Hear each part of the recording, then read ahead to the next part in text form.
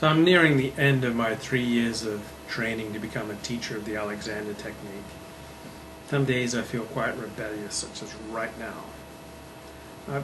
I've been drilled in my education that when it comes to working with students, you must first capture their thinking about the Alexander technique.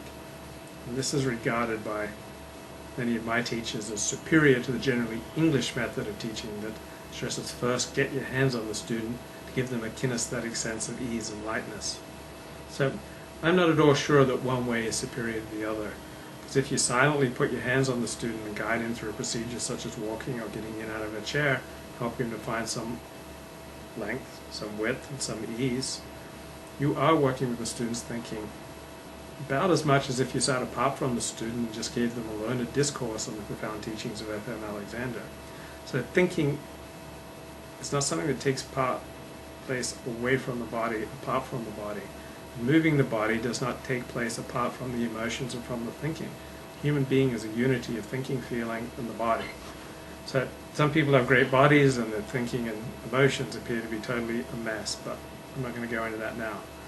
So it does not matter to me that teachers of the Alexander technique often proudly proclaim the technique is not body work.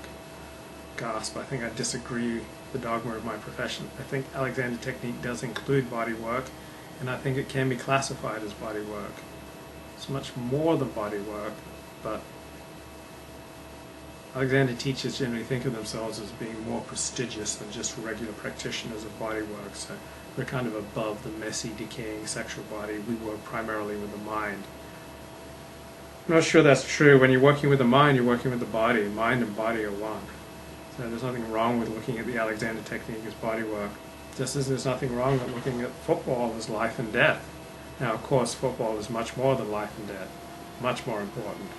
So too, Alexander technique is body work, but it's also much more than body work, just as I am not just a gorgeous hunk of well-coordinated ebonics in motion. I'm also a lofty intellectual who loves the music of Barry Manilow.